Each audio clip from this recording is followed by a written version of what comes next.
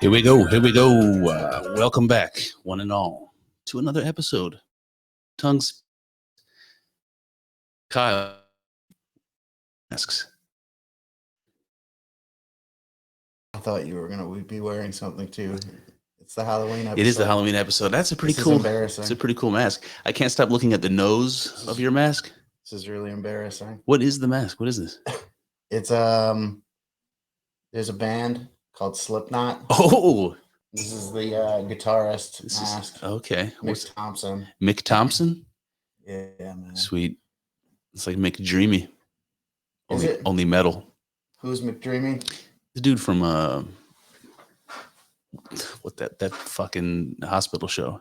Oh, I don't watch gay shit like that. Yeah, no, neither do I. I'm just aware of it. Aware of it, man. McDreamy. God, not Dylan McDermott, but he looks like come on, man. There's like one woman in the audience yelling his name out right now, going, "Come on." Anyways, he's a handsome fellow. Yeah, I'm sure he is. But yeah, no, I just kind of I thought that we would both be wearing costumes because it's we got the video going and it's the Halloween episode. And yeah, listen. I don't know. Man, I just assumed you told me it was the Halloween episode when you got here, and I didn't immediately notice the mask. You know what day it is? What day is it? Oh, the 30th. It's not. Isn't? Oh, it's All Hallows Eve. Oh shit! Is it really? Oh shit! It sure is. It is. So this is time for one of your pagan rituals in the forest, Kyle. Maybe this is the most, especially wearing a mask like this. Yeah, it's exactly the type of thing that this guy would be doing. So the nose of that mask is very realistic. It's also very gnarled up and angry. Yeah. Profile view. Yep. Excuse me. Look like Leatherface with your long hair. Shout out to Matthew. The mask goes up higher on my head. I look like kind of like Hulk Hogan right now, because I'm bald up here. Yeah. Yep. So what's up, dude? What is up? I did an episode with Daniel Torden of the Onion Unlimited podcast. He sent me the links for it, or the files, so I'll probably republish it at some point on Two Tongues. But if anybody's interested, Daniel and I on the Onion Unlimited podcast talked for a couple hours a couple days ago. I don't know when it'll air. If maybe he's not posted it yet, but keep an eye out for it because it was a really interesting conversation. And I did something. I'll tell you what I noticed about the conversation. I can't believe you're still wearing this mask. Halloween episode, dude. First thing, Daniel and I, have we talked enough now that it wasn't quite as formal? It was a little bit more laid back. It was like a little bit more of a regular conversation. Yeah. Because, just more, like a bro down. Yeah, more comfortable with each other. And we were like, not at all. Getting like spiritual together and a little bit, yeah. Just broing down. Just broing spiritually down. Yeah. He did a podcast with his oldest friend that he's known since he was like in the kindergarten, first grade. So it's a lot like you and I. Yeah. His name's Math. He calls him Math, M-A-F. His name's Matthew. You know how the English talk, Math. And anyway, he did 2 episodes with him, and I really enjoyed it, man. There was one episode where he was talking about the time that when they first met, and how his dad brought Math over to his house, Math's dad, and Daniel's dad was like, "Well, give him one of your toys, like make friends with him, make a gesture." And so Daniel went and got like this old beat up Matchbox car or whatever that he didn't like anymore, and gave it to them. And his dad was like, "No, give him your best one." Wow. And Daniel was so pissed that he had to give him his Batmobile. He was so upset about that. I would be pissed off too. Just kind of interesting, man. Is that a Jehovah's Witness thing? Like the giving of the nicest thing you have? I don't think so, but we can ask him. I don't think it is either, but it's just interesting, like the kind of stories that he was telling. Obviously, Daniel, grew up in a different generation, but it's like you could transplant you and I back to that generation, and those stories would be exactly like ours growing up, and just seeing that kind of people are people, just seeing those illustrations that people are just alike in so many ways. It's just, I love it, man. I love it. I love seeing those examples. It's an interesting thought to me to like make a gesture to be friends with someone, you know what I mean? Yeah. To like lead it, to like come with an offering of some sort, you know? Yeah. It's an interesting concept. It is interesting, but if you think about like historically, that's always how it was. Yeah. If you made contact with a group or a tribe or family that you like, family moves into the neighborhood, right? That's not that long ago. What would you do? You bring them a lasagna or something, you know, right? Yeah. We don't do that anymore, but we used to. And if you bumped into a new tribe for the first time, you have two choices. Back, you know, in ancient history, you either go to war with them or you make friends with them, you know? And so they would bring gifts and they would exchange gifts. Think about like Cortez and the Indians or whatever. It's like, you know, you bump into a new culture, you give them a gift. I'm not saying, you know, that worked out the way it should. I'm just saying it's an example of making a gesture. Yeah. And it even passes language barriers. Give somebody a gift, you don't have to say shit. You know, you're like, okay, you're a good guy, man. They get it. Yeah, they get it.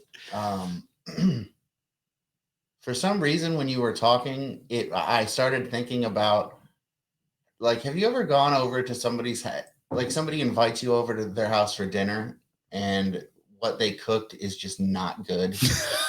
Yeah. That's happened before? Yeah, sure. I'm sure it has. I'm trying to think of a particular example, but I'm sure we don't have to like spill the beans on particular examples. But yeah. It just, I don't know. That sucks. You know? You know what? It's because you said that people would make like lasagna. And I was just thinking, like, how many people made lasagnas for their neighbors? It's just terrible, you know? So in my former life, I used to go to like, there was like always dinners at church, you know, for different reasons. And then sometimes they would do like breakfast at church. And I remember you go to breakfast at church, like what do they call them? Whatever they call them. Like, you know, like a banquet. And there would be like 6 people that made sausage gravy. So now here's the interesting thing. You get to you're still wearing this fucking mask, Kyle. Dude, Halloween episode, man.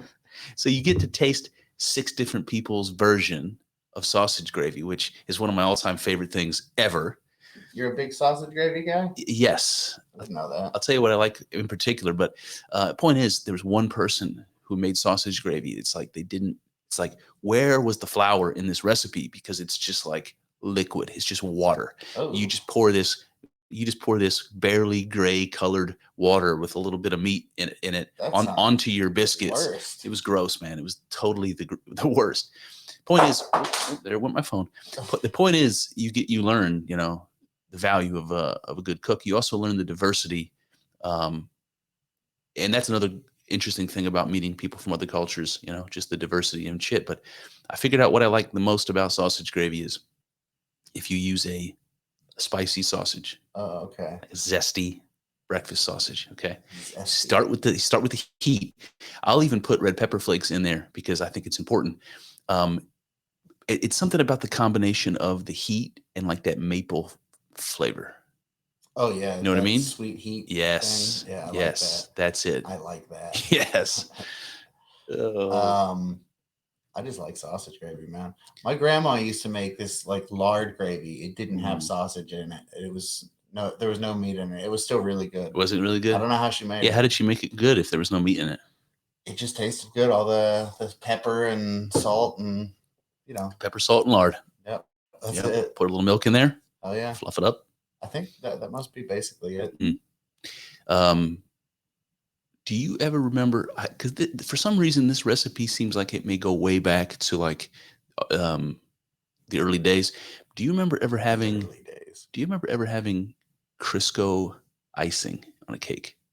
Not particularly. Okay, something my mom would make from time to time. Okay, no, I don't remember. I don't even know what Crisco icing is. Well, I know what Crisco is. Yeah, exactly. Crisco's lard. Yeah. And then I don't know what more is to this recipe other than, I mean, I never made it. I only ate it. But it's like lard and sugar. Like, I don't know what else is in it.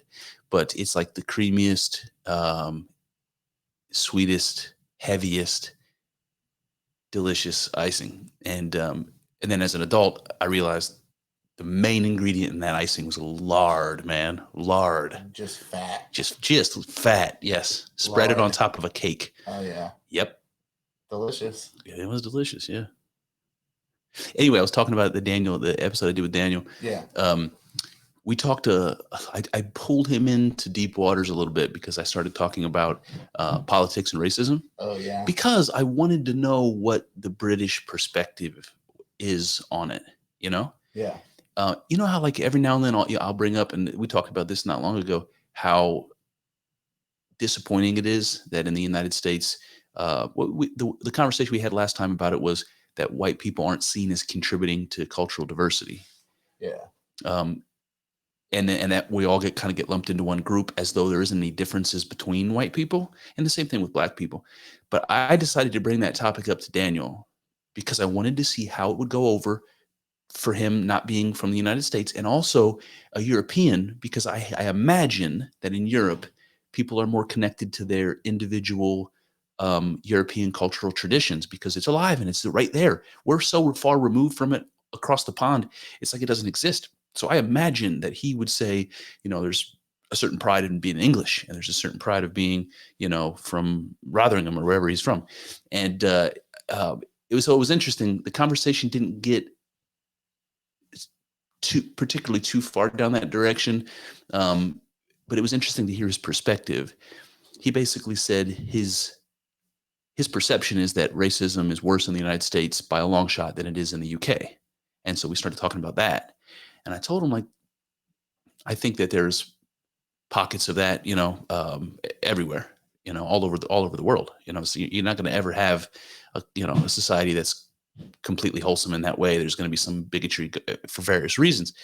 But that the way the media makes it look in the United States is not the reality, at least not in my experience. I've lived in multiple cities. I've been around many, many years, and I don't see racism regularly from anyone. Yeah, no. In day-to-day life, it's pretty rare. Pretty rare. That's why I am surprised that the racism narrative is as compelling as it is. Yeah. It's a good point.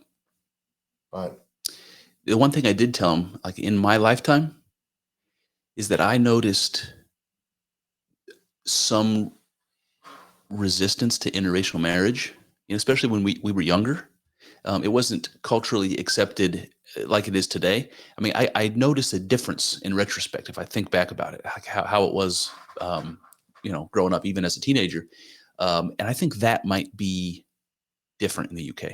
I think he made it sound like you don't really have that problem in the UK, that people are more or less seen as people, and interracial marriage is not unusual at all. And it's not scorned upon in any way. Yeah. I mean, I think that's true. Day-to-day life, like we were saying, it's, but I don't really think that that's an issue here anymore at all. No, to be honest with you. But would you think so? If you remember back when we were teenagers, would you think so?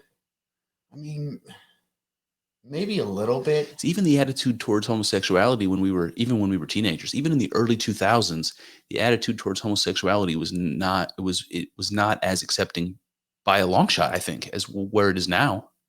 Well, yeah, I mean, now it's ridiculous. I mean, it's like they encourage people to be gay, they're trying to convince people to be gay. So yeah, I mean, we're just on. We're not even playing the same game now as we were. Yeah, in the that's true. The 90s or whenever you were talking about. It's interesting. It's weird. It's weird. Yeah, I think people are gullible. I don't know if that's the right word, but I think we're easily swayed collectively anyway, easily swayed in what we are convinced is normal. It doesn't take a whole lot. Yeah, it just takes a couple celebrities. Yeah. Basically, one good politician, one well-spoken politician, and a couple celebrities, and turn the tide on an issue. I think so. Yeah. Then towards the end of that episode, we were talking about Kanye just needs one more guy, just one more person to step up. Sorry, go ahead. Oh no, I was just going to say we started talking about accents because Daniel had another American lady, former Jehovah's Witness, he had on the podcast to talk about that, and she was from New Jersey. Jersey. And I was like, do you pick up on the differences between the way I sound and the way she sounds? And he was like, oh yeah, I definitely. And so we were talking about that a little bit, and the different accents in that are just in England, just the different accents. Oh yeah. And he was doing some of them for me, but then there were some that he couldn't do as an Englishman, which I thought was interesting. Yeah.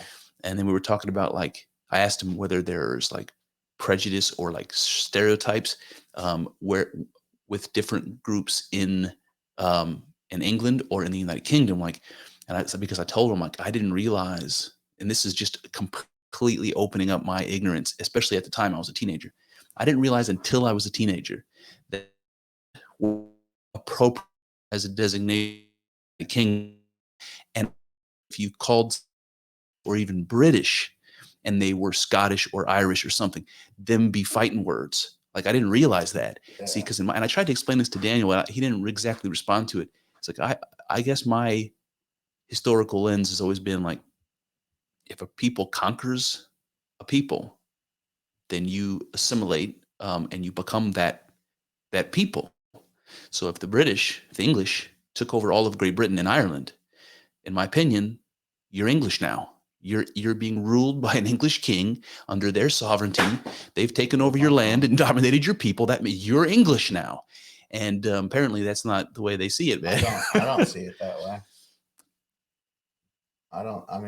I guess I understand.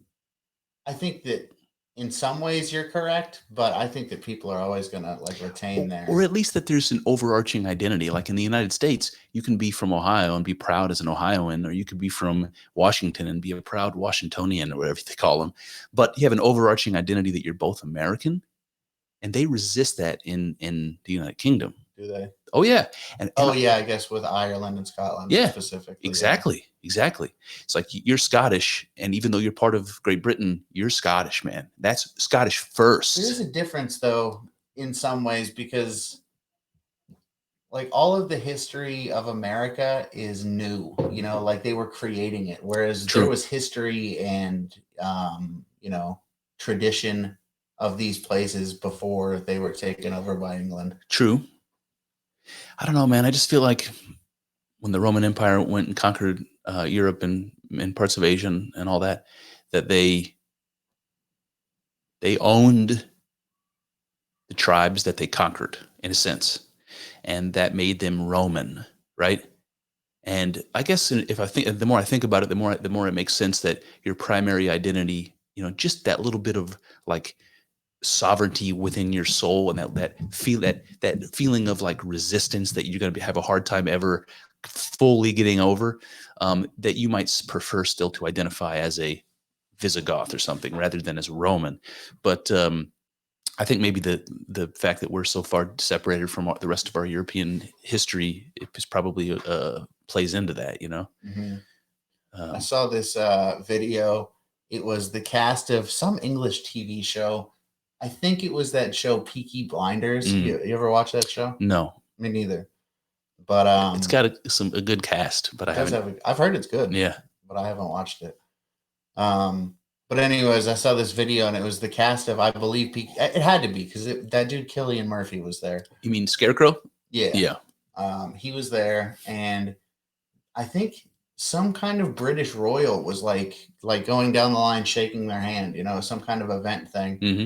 And, he's Irish. And when whoever the royal is like shaking his hand, I think it's like William or something like that. Yeah. He's like, smiling, shakes his hand. And as soon as he gets past, he's just like glaring at him like, fuck you, man. Because it's still a serious thing over there. It's funny because that's something Daniel brought up is, like the Scottish in particular, they're always, there's always talks about them wanting to be independent. Yeah, they had their chance and they fucking voted against it. Yeah. I was super bummed about that. But there's a spirit of resistance like that still. It's pretty strong to this day in Scotland. And I don't believe it now. I just don't. I mean, they voted to stay. Yeah, yeah, but there were plenty of people that voted for Biden in this country. And you asked me today, in light of everything that's happened over the last 2 years, how could that have happened? I'm like, fuck, I don't know. I see your point, but I used to think that too, but that's why I was really surprised when they voted to stay, basically. Yeah. Just go, man. But anyway, he said that the Scottish people are proud, and that he said if he ever retires, that's where he wants to live. He said it's absolutely beautiful there. And he said that I asked him, I'm like, what are the stereotypes? Like what did like the English think of the Scottish? Like, what are those stereotypes? And he was like a little careful about that. But I asked him, like, do they think of like the Scots are like tough guys, like lumberjacks and shit? And he was like, yeah, they kind of have a reputation for being that way. And I was like, if you think about it, the Roman Empire came all the way up through England to the north, and they stopped at Hadrian's Wall. They could never conquer the Scots. Yeah. The Romans could never conquer the Scots, so they just built a wall and said, "Fuck you guys." Yeah. So they have that, like, so that's something to be proud of. And I asked him if like the Scottish people are still proud of that. And he more or less said yes. Like, I don't, maybe we have to talk to some Scottish people to see whether their cultural memory goes back that far, like really. Yeah. But, that they're just proud people. You ever, go ahead. I was just saying, it was a very interesting conversation. Yeah. Yeah. You ever watch any Count Dankula videos? No. No, you should. He's funny as fuck. He's a Scottish guy. He's a Scottish guy? He's the guy who got taken to court for teaching his girlfriend's pug to do the Nazi salute. Oh God, I sort of barely remember that. Yeah, he's funny as fuck, and he's Scott. I don't know. I just brought him up because he's Scottish. He's funny and Scottish. Yeah. There was something I meant to ask Daniel. An interesting accent up there, man. Oh yeah, they say things weird. They sure do.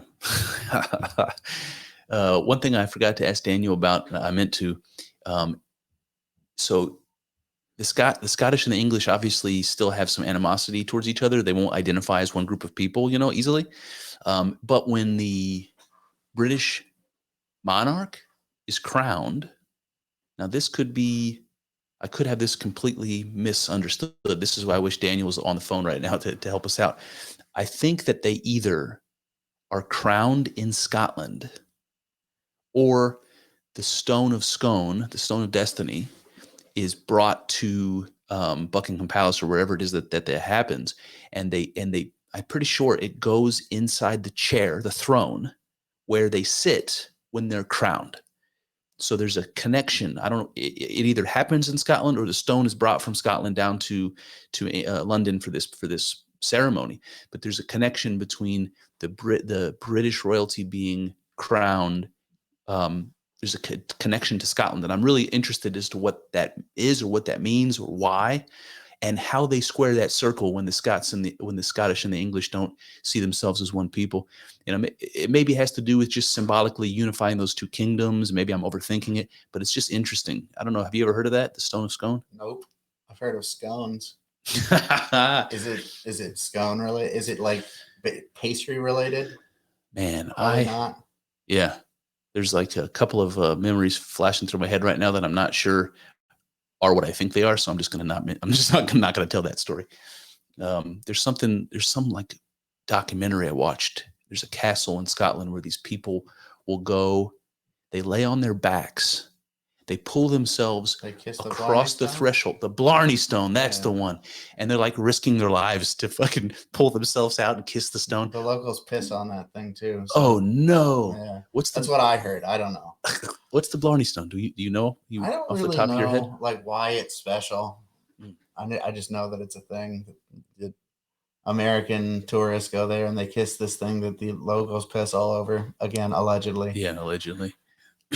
Sounds like something that people would do, though. So the legend of the Stone of Scone that I brought up, the Stone of Destiny, is that it was, some people say it was the stone pillar that Jacob made in the Bible when he fell asleep and had that vision of the Jacob's ladder with the angels going up and down. Some say it's that. Some say it's that. Yeah. So there's a legend that it goes back to ancient Israel. So the stone was brought from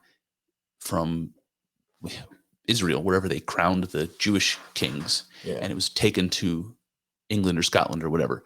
So there's like a legend that makes it go all the way back to ancient Israel. Crazy, the Stone of Scone. So I probably butchered all that history for all the English and Scottish folks that know what I'm talking about for real. But look it up. You did a good job. Look it up. It was entertaining at the least. Let us entertain you. So it's starting to pass now, but I thought I was gonna have to sneeze there for a second. That was about to be problematic. Sneeze in your mask. Yeah. What the fuck do you do? You just sneeze. You just let it, bounce back into your eyes and open mouth. Yeah. Yeah. That's the way. Oh man. It's a nice hoodie you got on there, man. It is, yeah. Yeah. Thank you, man. They play today? They actually play on Monday instead of today. But since this is supposed to be the Halloween episode, apparently, let's say this. Let's say that I'm dressing up to support a winning football team. Yeah. Right? Because then it's merely a costume. Absolutely. The Browns never win, you guys. The Cleveland Browns, that's not true. I think we have 3 wins this season, but we have a decent team for the first time in a long time, and we still can't win. Did you watch that Buckeyes game yesterday? Yeah, I sure did. I ended up watching the second half all by myself. I watched the last 8 minutes, and that was the best decision ever. Oh man, like that was so good. I timed it perfectly. We were behind almost the entire game, and it was really, really nerve-wracking.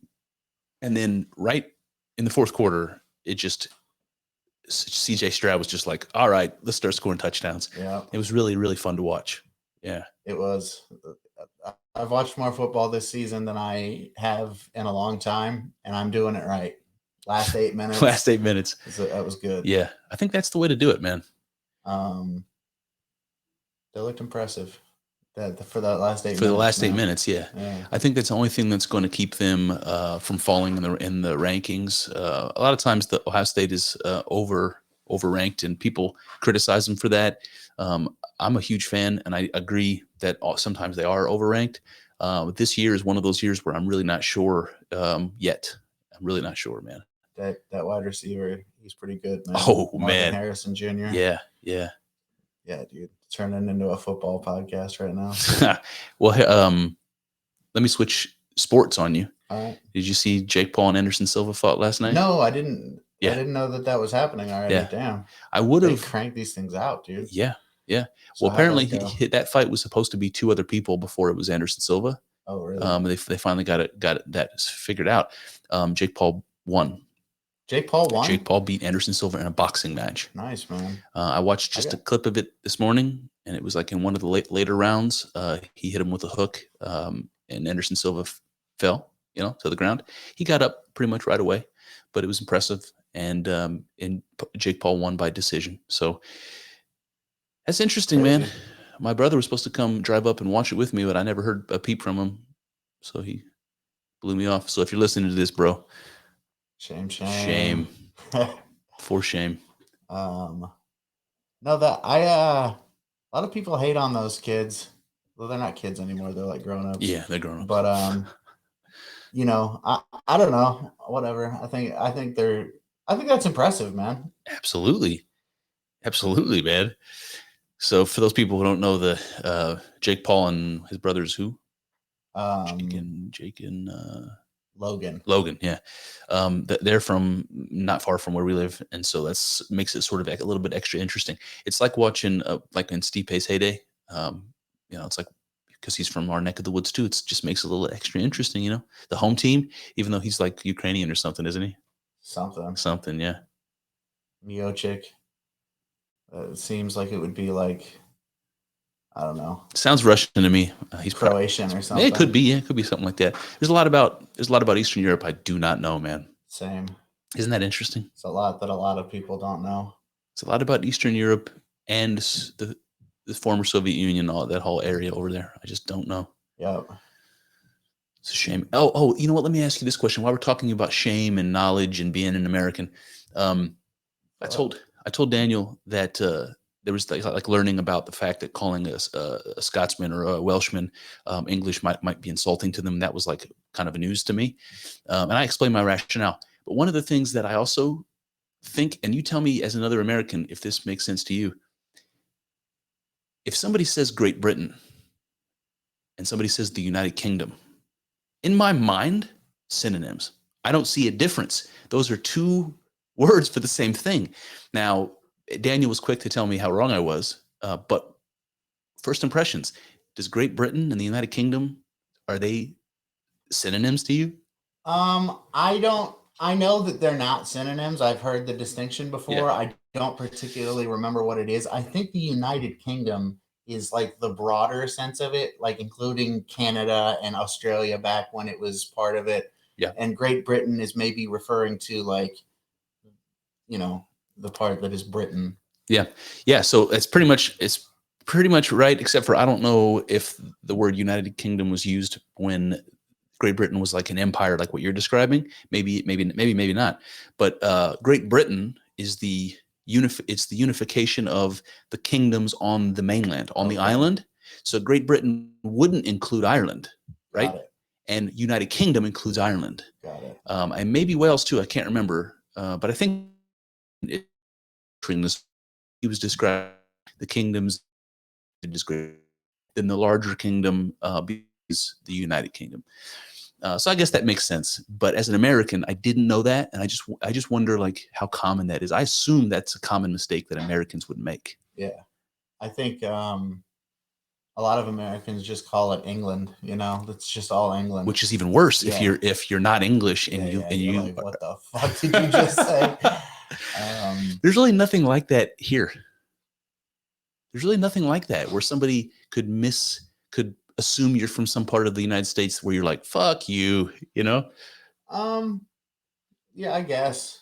I mean, I guess I'm not gonna like be willing to fight over it, but if I'm talking to somebody who's not from America and they say you're from Indiana, and I'm like, no, I'm from Ohio. He's like, no, you're from fucking Indiana. Yeah, you know. Yeah, I might be like, fuck you. Yeah, but it's like even if you consider Canada, like their French-speaking provinces and their English-speaking provinces, they have that animosity towards one another, where they other the other group. They're like those French-speaking bastards or whatever it is, and they don't like each other. To me that's similar to what you see in Great Britain. Like, listen, I never fucking been there. This is all speculation. I've seen a couple shows. I'm just pretending like I have an understanding of the dynamics, but that's how it seems to me. And I don't think there's anything like that here. You know, maybe, I don't know, man. Tensions are, I think there's still some kind of maybe tension between North and South. I don't know. Southerners are proud of being Southerners. Yeah, I suppose. I think. Yeah. That's something. It's funny because I think you're right. I think people from the South do have pride in just general idea of being Southern, whatever that means. Yeah. But I don't think people from the North, like you and I, you'll never hear anybody use the word Yankee. You will in the South, but not here. We don't consider ourselves different from them. You don't? No, yeah, we do. There's like the coastal elites, you could say, that might say the Southerners are hillbillies or something. But we live in Ohio, dude. I don't see any difference between me and someone from Tennessee or Alabama. I think that there are a ton of people who live in Ohio who look at the South and are like, no, those are fucking rednecks down there. Do you think that falls under the guideline, like under the umbrella of racism? Like you have somebody from the North who thinks that people in the South are not as compassionate and they're probably, more bigots down there. Yeah. You think it's one of those sorts of things? Yeah, something like that. So I'll tell you why I've never been really to the deep South. I've been to, I spent some time in Missouri. I spent some time in Tennessee. I've never in Florida. I've never really been in any of the places where you think about, like Alabama or Georgia, or places like that. But when I was in Tennessee, I have to say, my experience was completely opposite to what I would have expected.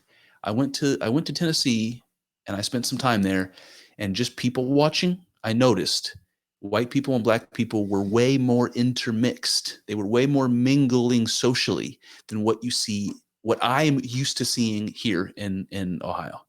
I don't know where you were, but I've been to Tennessee as well. And I think one thing that you have to take into consideration is where I was a tourist trap. So. Yeah. That's all. And where I was a tourist trap too. And there's no telling whether the people I was seeing were locals. But what I saw were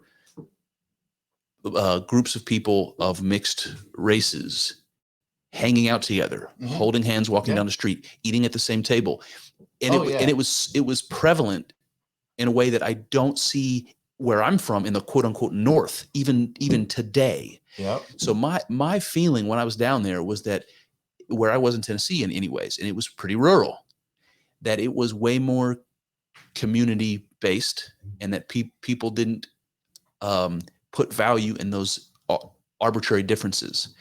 Where in the North, where I live, where it's supposed to be more, evolved, I don't see as much of that. Definitely, we self-segregate in the North more. I don't know, but I've heard that from people who are Southern, that the idea that the South is more racist is ridiculous. Like, that they've been living together for longer, and there's more intermingling and things like that. Yep, So that's consistent with what I saw. I sort of think that there's probably some truth in that. yeah, I heard this guy Jim Goad said that. He's got a book. What the fuck is that book called? It's not Black Liberal, White Redneck, or no, White Black Black Redneck, White Liberal. That's a Thomas Sowell book. What the? Oh, it's the Redneck Manifesto. Okay, it's a good book. Yeah. Yeah. And what does he talk about? Oh, it's just things like that. It's about the portrayal of poor white people as compared to the portrayal of Black people in media and news and things like that. Basically, the point of that book is that poor white people are, they've got it as bad as anyone, and there's no sympathy for them at all, ever. That's true. That's very true. Yeah, man. It's like we use the word minority in like the social dialogue to mean poor people. It's really what we do, because the types of things that we are not criticizing, but the types of things that we're pointing out as a problem socially is that there are people living in very low income situations where nutrition is an issue, where healthcare is an issue, where single parent households are an issue, where crime is high, things like that. And all these things that I'm saying, people would just think Black communities, right? But that's not what we're talking about. We're talking about poor communities. And everything I just said applies equally to those poor white communities and poor Black communities, or communities that are mixed, that are low income. Exactly the same problems, Yep. It's interesting that we pretend there aren't poor white people that suffer the same social problems that poor minority groups suffer. It's like, where's the sympathy for them? That's an interesting point, man. Yep. Another thing he talks about in that book is, there's the slavery thing. Obviously, that they point that people who, when you ask why, Black people as in general are not making as much money, things like that, higher crime rates, higher prison rates, things like that. When you ask why that is, a lot of people will point to slavery. And in that book, Jim Goad talks about how a lot of the white people who came over here as slaves. Yeah, that's something you don't talk about either. I mean, obviously, there's a difference between indentured servitude, permanent slavery, and indentured servitude. But I don't know, man. I think that the daily lives of indentured servants and the daily lives of Black slaves in the South, let's say, were probably very similar. Really backbreaking work. Your time and body belong to somebody. I mean, that's slavery any way you chuck it up, man. Yep. I mean, you think about things like coal mining back in the day, when they would pay them in company script, and they could only, like, the only place they could shop was the company store. It was company currency. I mean, they're slaves. That makes me wonder too about the Chinese labor building the railroads. It's like, I don't really know the history there. I probably should, but I wonder if that was tantamount to slavery. The Chinese immigrants in the West, very poor. They were inscripted to work very, very hard, long, grueling, periods of time, laying track, and that was really, really hard work, like coal mining, like picking cotton or whatever. And I imagine that they were probably compensated very poorly. But I don't know if that was fair to call that slavery. I just wonder how close that was, because you hear about that. I bet you it was pretty close. I bet it was pretty close. Yeah. But I don't know. Jim Goad, he's says a lot of controversial stuff, to be fair. Yeah. But he says a lot of stuff that's pretty smart and right on too. And just because something's controversial doesn't mean that it's not right too. So that's something worth considering. Anything new in the Russian Ukraine front you want to talk about? I haven't heard much about it. I haven't been like paying that much attention, to be honest with you. Yeah, I think there was something in the news about that, but I can't remember exactly what it was. Oh, I know what it was. What was it? The Russians have come out publicly and stated that it was the British Navy that destroyed the Nord Stream pipeline. Oh, interesting. Now that is it's scary, actually. Yeah. Because if a foreign government publicly makes a statement like that, it's a message to the people of Russia that there was an act of war, you could argue, against the Russians by the British, by the United Kingdom. I don't even know what designator is appropriate. Because I want to say British or English, but I guess United Kingdish. United Kingdish, yeah, that's what we're gonna start calling it. Yeah. Yeah, no, that's interesting. I wonder if that's true or if that's the good old fashioned Russian disinformation that you hear about. What purpose or benefit strategically do you think the Russians would have by suggesting that it was the British? I don't know. I don't either. Unless it's a justification for attacking them or for sanctioning them in some way economically. I just don't know. Like, why would you say that? It is scary. It seems like these people. It seems like they're gunning for World War III. Seems like they're trying to push it in that direction. Yeah, some people seem to be. I don't know. It seems like Putin might be one of them, but I don't know. Yeah. I don't know. I don't know that I see Putin as the one pushing it, to be honest with you. Just like looking back historically, I mean, we're the side who's been constantly not living up to the things we agreed to for decades at this point. So I don't know. Obviously Putin was pushing it a little bit when he actually invaded Ukraine, but up until then, I feel like we've been the people pushing. Yeah. You never get a fair summary or a fair understanding of your own country's involvement in world affairs like this, because I'm not saying we live in China where the government is like monitoring the news, to that level, but I mean, a good point. Good point. I don't know either. Yeah. But you just never hear the criticisms, or you never hear the other side of the coin within the umbrella where you're in. So we never, from the American perspective, we only ever hear world affairs from the American perspective. True. It's also interesting with history. We talked about that before, but it'd be interesting to like read old history books or history books from other countries and to see how they talk about events that we only hear from the American lens. Like, what do the German textbooks say about World War I? Mm-hmm. What did they say about World War I? 50 years ago. Yeah. You know what I mean? Like, I don't know. It's interesting. Yeah. I wonder about like. I'll tell you this. I told you before that my oldest daughter, she started watching these documentaries about ancient Egypt. She's 5 years old at the time, and she's like really enamored by it.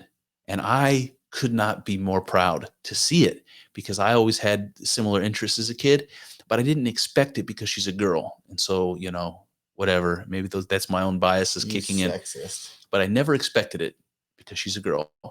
And yesterday she gets home from going to church with her aunt and uncle, and she's walking in the door holding her tablet. She's so enamored by what she's watching that she can't put it down. She's walking into the house. She's sitting on the couch. She's watching this thing, and all of her attention 100% on this thing. And I'm hearing only the audio, and it's like the driest documentary narration, Yeah. And I'm like, how in the world could this be entertaining my daughter?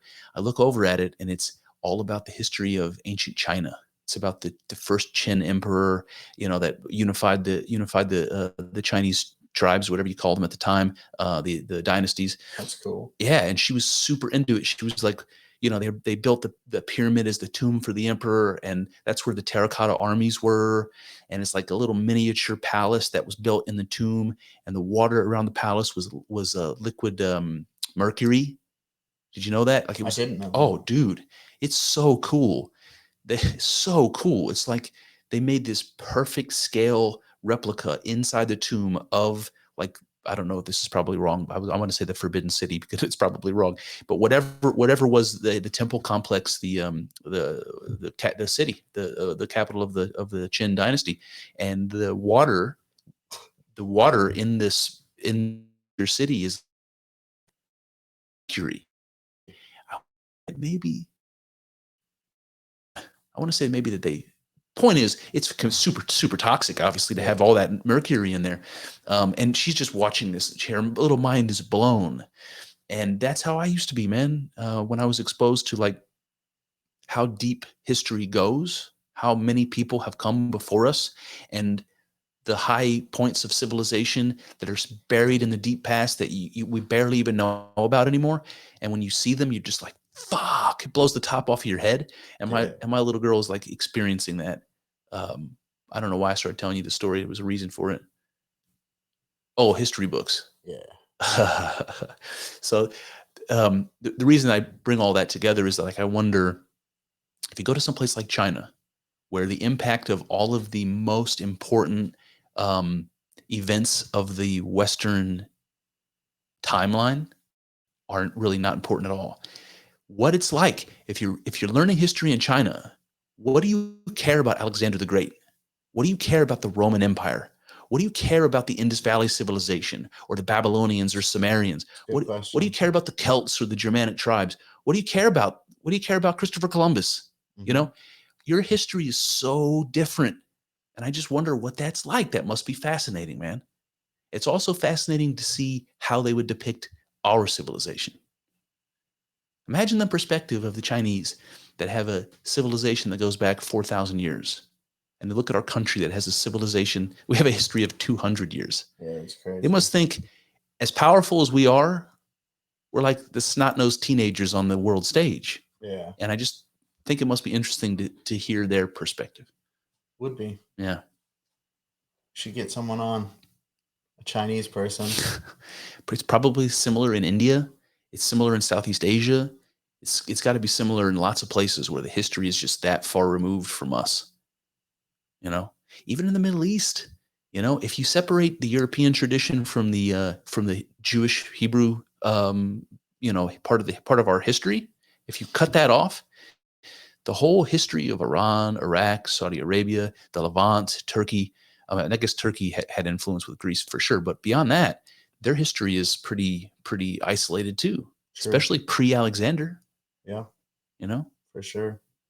You go to a place like China, and the name Aristotle and Plato mean nothing. You know, instead they're going to talk about Lao Tzu and Lao Tse and Confucius, and you know, they have their own sages. They have their own tradition.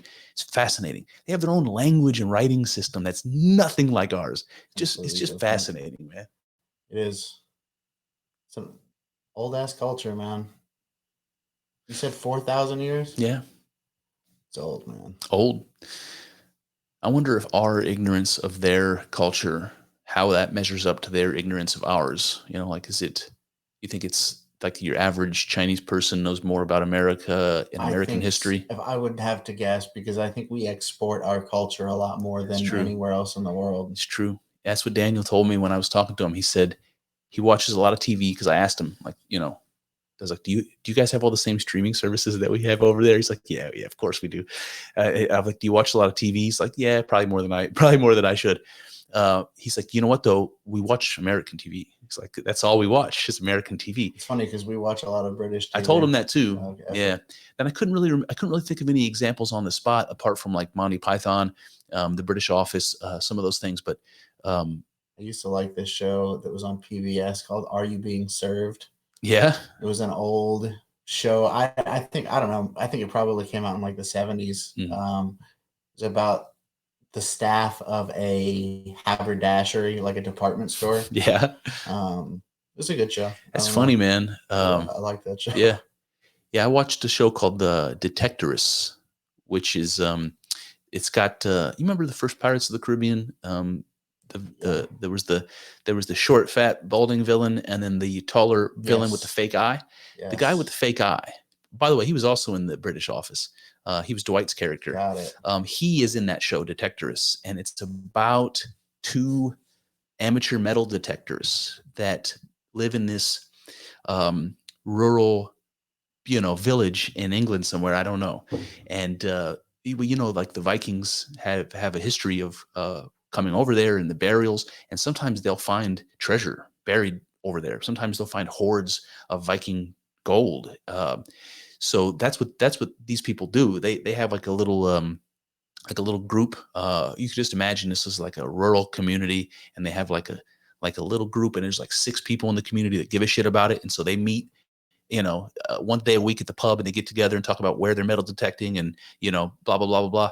And anyway, it's just about their adventures. And does it make you want to join a group like that, being that you have a metal detector? I would. Yeah, I would. The idea of going out looking for treasures is super, super appealing. I mean, man. It's especially if you find some. Especially if you find some. Okay, hey. Yeah. What else? There was a British show called I'm never gonna remember it, man. Fuck. Anyway, there's just a handful of British shows that I've really, really enjoyed. Even one stupid one that I like is it's called Merlin. We've talked about it before. Me and my wife, before we were married, we would watch it sometimes, and it was just like this ridiculous sort of like low budget sci-fi channel type show. Pretty sure it was a BBC show though, and it's just about Merlin. It's about Merlin as a kid and how he met King Arthur and all the shenanigans that go on. And it's just terrible. It's like something that you would see on the WB. It's like Charmed or something, like one of those terrible shows. But it was so goofy that I enjoyed it. Merlin, yeah. I'll have to look into that. You probably don't want to, but no, I enjoyed it. I think I might.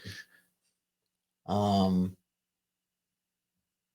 like King Arthur shit, even if it is stupid. Even if it is stupid. I should ask Daniel about that. Like Arthurian legend. It's like legendary characters that are culturally significant. Yeah. Like you could sort of put Abraham Lincoln and George Washington in that category here. They're almost mythical. They're almost mythical, especially George Washington. And then King Arthur is maybe mythical, maybe real.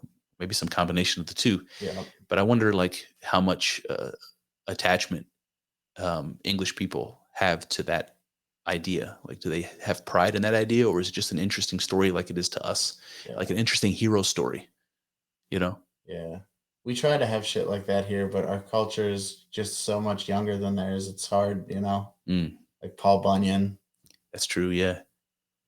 But even that goes back such a long way. It's like those what do they call them? Tall tales? What do they call them? Tall tales. I don't know. Whatever they call it. The Paul Bunyan and the Johnny Appleseed and the Tall tales. All that stuff.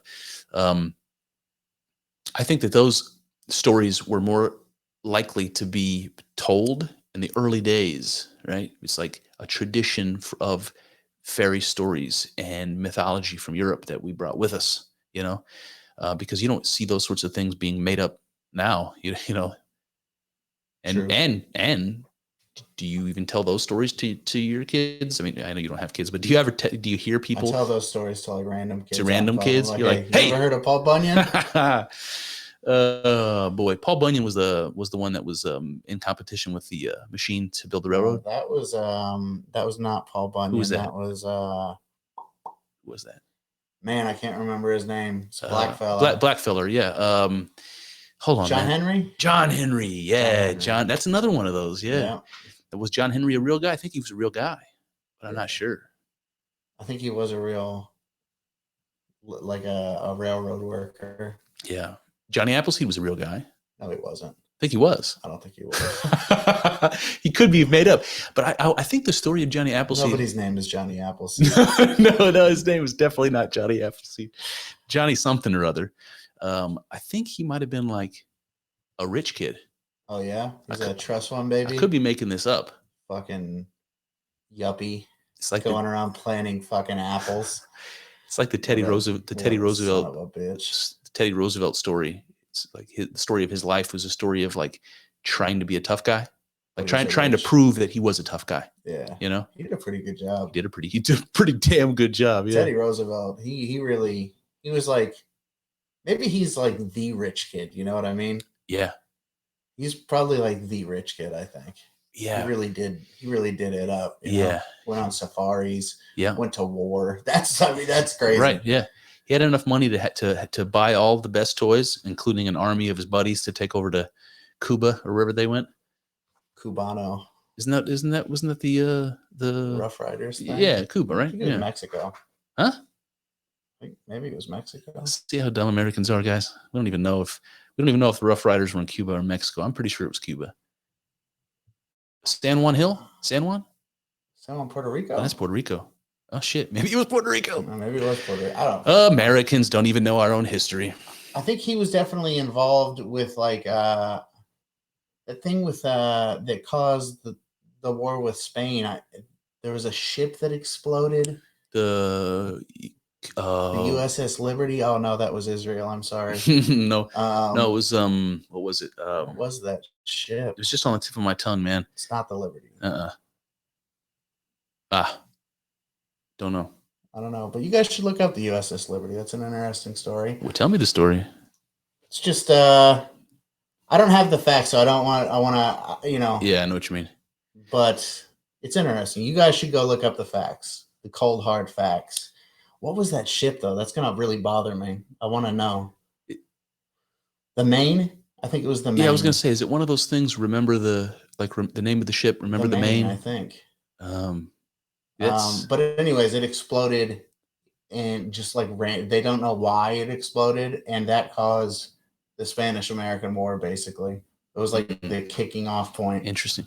And I think that was in Cuba, and he was like involved. I don't know if he was president at that point or what, but I don't think he was. I think he was like in like the under cabinet or I don't know if under cabinet is a word. He was in the undercarriage of the White House. He was definitely in the undercarriage at that point. Oh boy. Yeah, I don't know. I was trying to think up some American history questions just to embarrass both of us on the podcast. I don't know, man. We might do pretty good. We might. We should take one of those like man on the street, like they ask them just basic questions.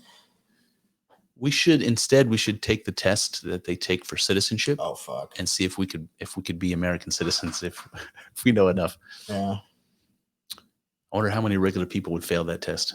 Regular citizens. Tons of them. Who are third, fourth generation, Yeah. Tons, I bet. That's another thing is Daniel was asking me about what Americans think of British people because I asked him what I said. I didn't ask him exactly. I said I imagine, because this is the way the media makes it seem, that in Europe and in the rest of the world, Americans are viewed as fat and lazy and rude. And that's what we're like.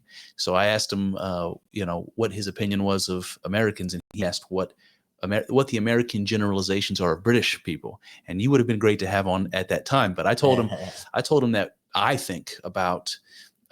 Well, first of all, I said I think that Americans see themselves as like cousins with the British. We speak the same language, we share the same legal tradition, we came from the colonies.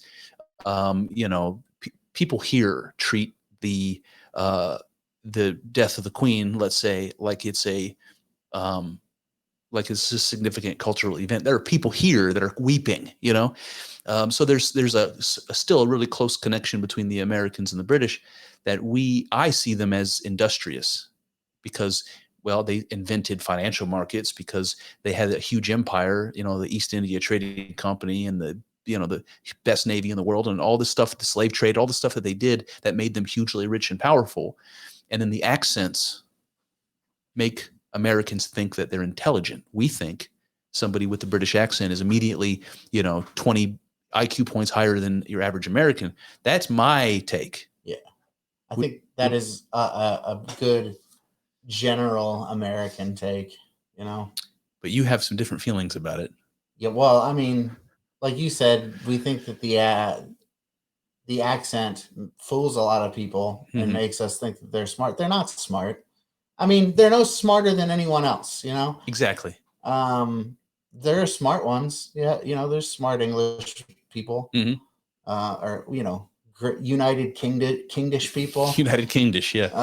All of them, you know, they got smart people, but they got a whole lot of dumb fucks too. Yeah. And to shine the light on our dumb fucks and ignore your dumb fucks is really fucking annoying. To be this like these like high and mighty, we're so much more evolved, we're so much more, you know, over here in Europe, we really got things figured out. We got civilization dialed in. Mhm. It's just a load of bullshit. Yeah. It's I hate it. It's really irritating You to know, me. you know where I first started seeing like contrary um representation, intellectual elite type, aristocratic type person was when I started watching British TV. I remember there was a This guy's an idiot. there was a show called Kids. I think it was called Kids, about a bunch of like young teenagers, and it was like, you know, they're doing drugs and having sex, and like, you know, it was just like a Is teen. it Kids? Is it the It's Me, Casper? No, not Is that one. that Kids? No, not that one.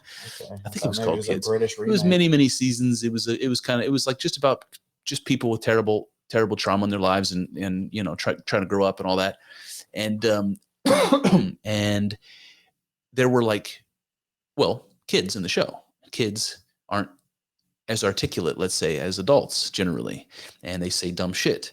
And I got little images of like dumb kids with a British accent for the first time. I'm like, oh, you're an idiot.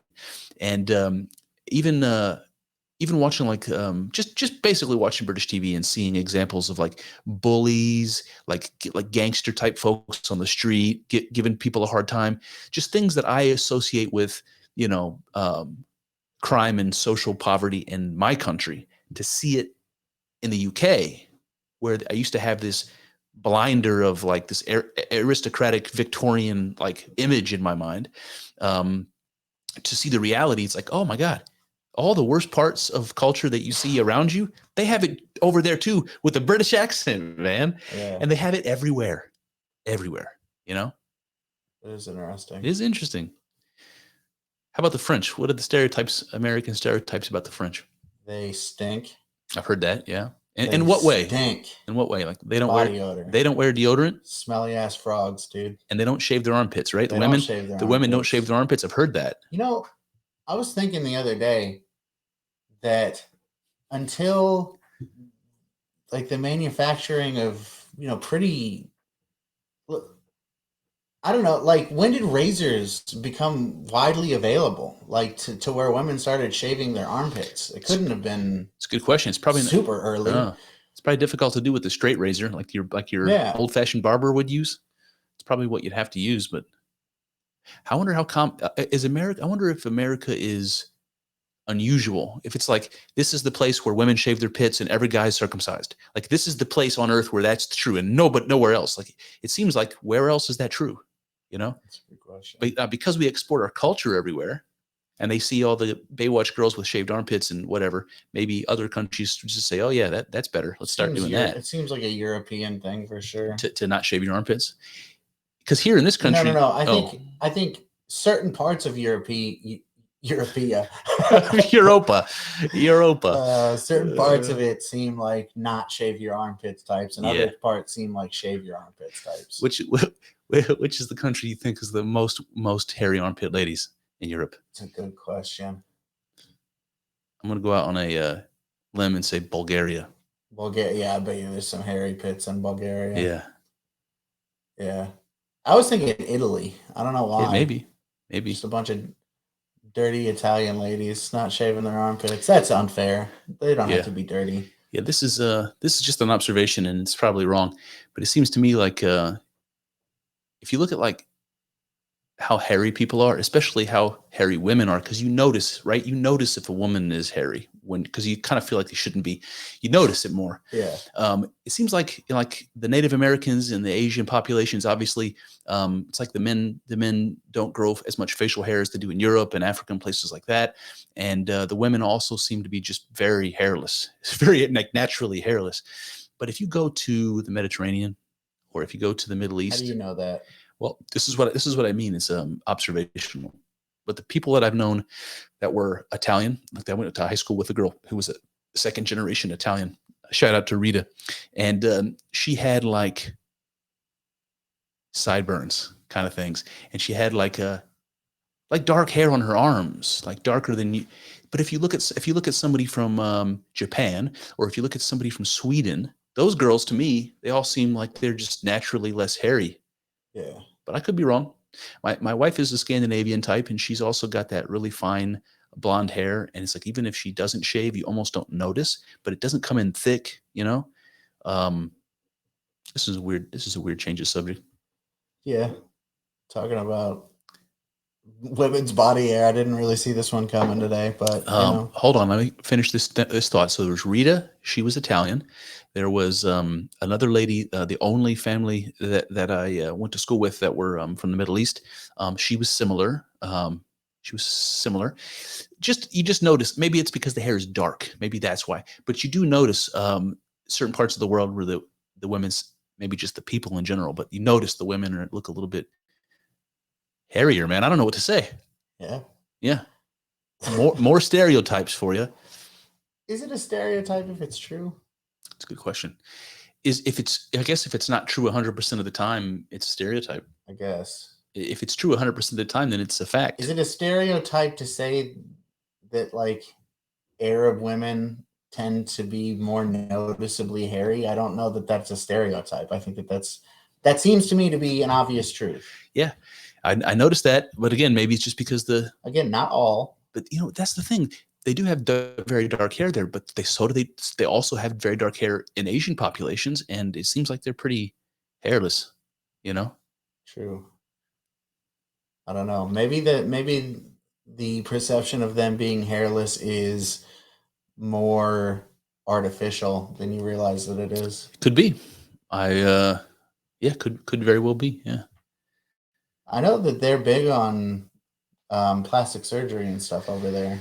Yeah, there's some weird stuff. I've seen shows. I can't remember if this was in China, Japan, Korea, where it was, but a lot of the guys will get surgery to extend their legs. They break the bones on purpose. They slowly separate the bone and let it heal so that they can become taller over time. They can get. How much height can you get? Not much, but a little bit. And then there's put some fucking lifts in your shoes. Then there's the women that do the eyelid surgeries over there. There's lots of places where they really chop themselves up over there. Yeah, that's not good. Yeah. No, I definitely think that's not good, man. It must have to do with, like you say, America exporting our culture and it being popular everywhere. And then they see on the television nothing but like European eyelids. Yeah. Well, I mean, all cultures apart from certain Asian groups have eyelids like that, right? I don't know of any others. Yeah. So it's like they want to fit in, and they're like, I mean, I don't know how far away that is from the conversation of transgendered reassignment surgery. We've had that discussion before. Like how far away is that from that type of a thing? It's a good question. I don't know that I would say that it constitutes some kind of like mental illness that they want to do that. Because we have that conversation about the transgendered debate, like whether there's any issue, deeper psychological issue that has to be considered. I don't know. I think it's more vanity, the eyelid thing. I don't know. Yeah, it seems like a vanity thing. I think they all want to look like anime characters or something, Oh yeah, that's true. Yeah. Yeah, that's weird. It is weird. Did you hear was it Jordan Peterson? Probably. Somebody got shit for saying, oh no, it was Matt Walsh. Matt Walsh said something about anime being demonic. Oh yeah. And then the whole fucking world of anime people got upset about that. Well, it's weird for a couple reasons. Firstly, anime's gotten pretty mainstream.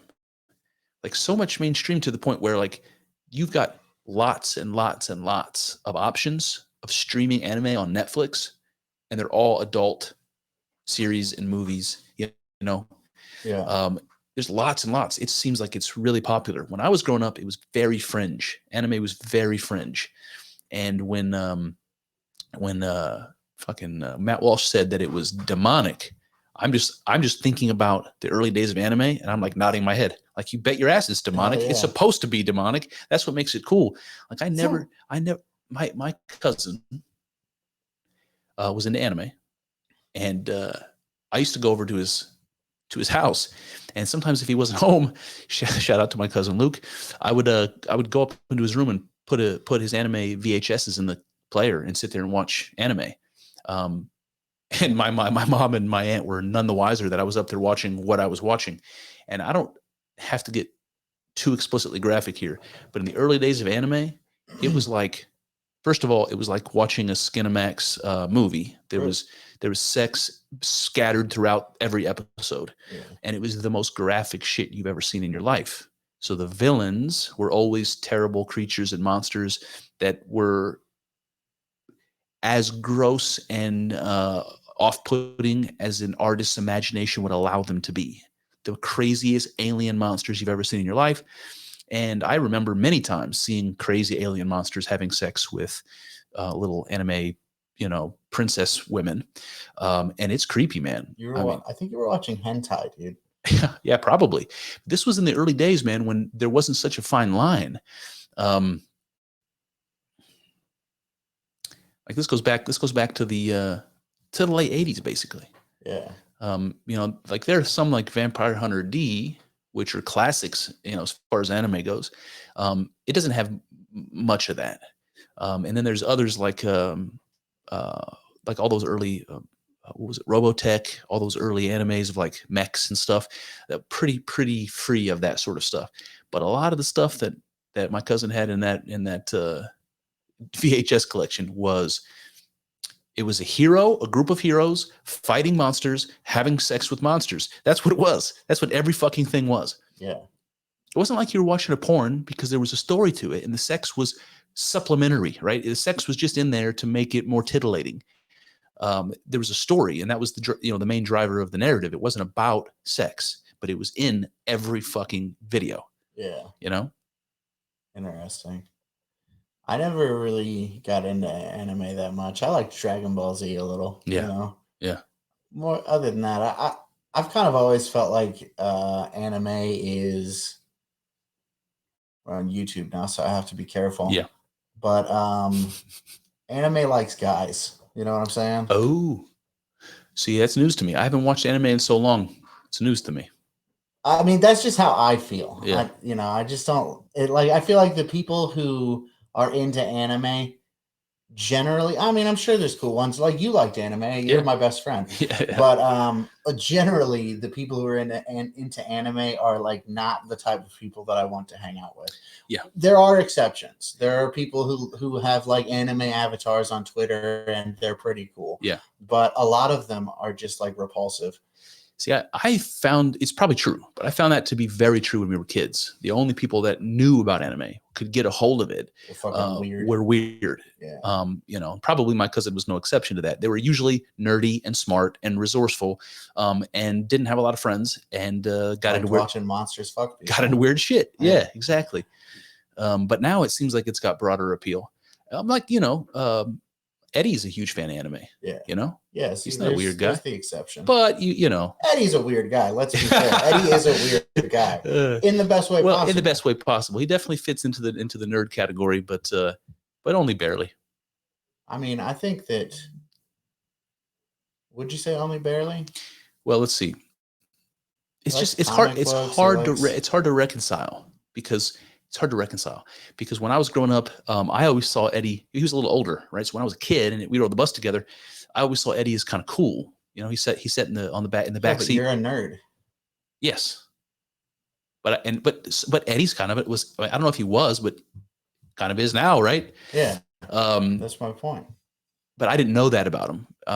My perception of him. The bulletproof vest. I saw the bulletproof vest. It's fucking cool. Yeah, and first of all, this was the 90s, early 2000s is sort of like, I I don't know if I'd call it the golden age of hip hop, but it was the time when it started to permeate the culture in a big way. Yeah. And so Eddie was a black guy, and that kind of made him cool just because, right?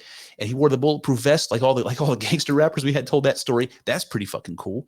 And he was quiet, and it made me feel like he was. See, go ahead. I'm sorry. Well, you know, that like quiet, mysterious type, the person that only talks when he has something to say, you know, that there's something like noble about that. And that's how I perceived Eddie. I saw him as a very cool fucking samurai. It's a very cool guy. Yes. Yeah. Then when I got to know him, I'm playing Dungeons and Dragons with him, watching anime, you know, see what I mean? It's hard to reconcile those two things. I don't think so, man. I think that like, so even about rap, Eddie's a nerd. Yeah. I mean, Eddie likes shout out to Eddie. Eddie likes, you know, the heady rap, you know. Yeah. I mean, I'm sure Eddie likes a wide variety of rap, but I know that Eddie likes like lyricists and people, you know. So that's kind of nerdy in the scheme of like types of rap that you can like. That is kind of nerdy. Sure. Yeah. And then that he another bulletproof rappers and whatever rap videos is cool, but it's also like right on the fucking line of being nerdy. That's true. Like wearing a bulletproof vest to school. If the wrong guy does that, you're like, what are you fucking take that off? It's also this close to LARPing, you know. He could have come to school with a bulletproof vest, true, or a shield made out of cardboard. You know, what I mean? Like screaming magic spells. No disrespect, Eddie. Love you, man. So I think, and then you know, speaking of magic spells, on top, then being the quiet guy, it's kind of nerdy, you know, like it just kind of yes, but I didn't have that perspective, and you also have to remember that Eddie was always like, you know, he always had like beautiful women around, like you know.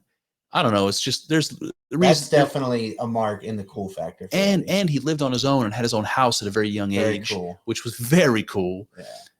And he kind of had to be the boss, especially when his little brother moved in with him. He kind of had to be dad, and he had to be the boss, and that gave him an authority. And it was his house, so he also had an authority. Like if Eddie got mad, that was serious. Yeah. All that made him seem cool. Yep. Yeah. But I just think that Eddie is pretty firmly in the nerd category. He's also pretty firmly cool. I think Eddie's pretty firmly cool. Nerds are cool now. That's true. It reminds me of watching 21 Jump Street when that movie first came out. Mm-hmm. And that scene where what's the guy's name? Magic Mike guy. What's his name? Channing Tatum. Handsome Channing Tatum. And he comes walking into school. He goes walking into school with his backpack on, with the one strap, and all the other modern kids have both straps on with their shirts tucked in. They're walking in looking all nerdy. And he immediately punches some dude to try to be tough. And people are like, What are you doing, man? Yeah. It's like night and day, the culture. And that cracks me up because it's true, man. Like what it was like to be a kid growing up and this is probably true with every generation, right? What it was like to be a kid when we were growing up versus what it's like now in school, night and day. Can you imagine transplanting your 13-year-old self into middle school today? I don't know, man. Or your 15-year-old self into high school? I started noticing it with my brother, Colin, you know, because I'm 11 years older than him. So, I started noticing that kind of stuff, like differences. And I think things like 9/11 had a lot to do with it, you know, like just the ratcheting up of security and things like that. What did you notice that was different about his experience? Or like signing in and signing out, doors always locked, you know? That was not like you could walk right into the high school when I was in high school, you know? Yeah, it's funny, but did you have to carry IDs? No. It's funny, man. They gave us IDs, and I think you were supposed to carry them, but I don't think I did. Yeah. I don't think anyone really did. So we had to carry IDs in high school. So from freshman year all the way through, we had to carry picture IDs that were school IDs, but we didn't have metal detectors. We didn't have security on site, but we did have a policeman that would come in to the school multiple times a day. Police resource officer. Probably. Yeah. And if there was ever kids that were in real trouble, like I remember this story. There was this kid in school. His name was, oh man. Derek. No, not Derek. Barry? I can't remember. Barry. It was definitely Barry. That's like his last name. His last name was Barry. Oh. Sorry. He's actually Barry's one of my favorite names. Just so you know, Barry. Yeah. I think it's one of the funniest names. The kid that I'm thinking of is actually Barry. Is actually dead. He committed suicide. Oh, that sucks. But he was this really tough kid. Not that tough. This might be an unfair generalization, but he came across as a trailer park kid. He was a tough kid. He was a scrappy kid. He came across as maybe not being very smart, probably because he didn't do well in school, but maybe because he wasn't very smart. I don't know. But he was kind of a corn-fed, big white dude, and he was always getting in fights, and he could tell us his home life was probably not great. And I remember one time that a policeman came in and was talking to the kid. I can't remember the circumstances, but what I do remember is this kid who was 15 years old was pointing his finger in the cop's face, stepping to him, yelling at him with this look in his eyes, like he would give any other kid who stepped to him at school that he would whoop their ass. He was doing that to the policeman. And I remember thinking to myself, whoa, this guy does not give a shit. He's a whole different type of human being. This guy doesn't recognize authority at all. It's one of those Hobbesian, Leviathan motherfuckers, man. That's Did you have any of those in school? I definitely. I mean, I had kids who acted like that for sure, and maybe they would have done that given the opportunity, but I never saw it. Yeah, I saw it, man. I saw it. That same kid had a situation in Spanish class one time, and this teacher, Mr. Kennedy was his name. He was Mr. Kennedy. Kennedy, yeah. He was a little guy, probably like 5'7", and he weighed like $120. He was just like a little guy, and that same kid once got in his face, and it was like, the teacher had zero authority in that classroom at that time. And they're like standing face to face, and David was that kid's name. He's like a foot taller than the teacher. Crazy. I remember he took him out of the classroom, just to like try to diffuse, like all the eyeballs watching, just try to diffuse the situation. Yeah. It's like there's a pride component, especially when you're a kid. You don't have any control over yourself. If somebody insults your pride, in some way, it's like, oh, that's a ticking time bomb, man. That's a dangerous situation. You got to get the eyes off. You got to take some of the pressure out. I forget what I was gonna say. I had something that slipped away though. Shit. Can't remember. Yeah. The teacher told David to go to the office, and David told the teacher to fuck you. Oh, what I was gonna say. I saw a teacher and a student get in each other's faces like that once too. Yeah. But I thought, having seen it, I thought that the teacher should probably not be working there anymore. I think he should have gotten fired. How did he respond? And he just I just don't understand the escalation. Like why you would get in a student's face, with like an open threat of like, I'll kick your ass. You know what I'm saying? Like, that's the way it's like he was squaring up. It's like, why would you, was probably hoping to defuse the situation with a show of force and authority, and it backfired on him. Yeah. He was going up against, basically a lot of the kids who would do things like this they were wiggers, basically. They have a bad attitude. They're like bad kids a lot of the time. So that guy was not going to back down to a show of force. He was down for it. I knew him. He definitely would have. Yeah. Well, I think that makes public school very, very difficult. I don't know, man. I'd have to chalk it up to those people having no discipline in their family life, or maybe like too much discipline. Maybe they have abusive parents or something. There's some reason why those kids aren't respecting authority and so apt to be disruptive and exert themselves, impose themselves and their will. Those people, they don't fit in to a social learning situation. They don't fit into I don't know, man. I don't know if you can get rid of those, if you can weed those people out by parenting, or prevent that from ever happening. You probably can get rid of a lot of them. Maybe not all of them. You might have to, but that's just my theory, is that I bet you can.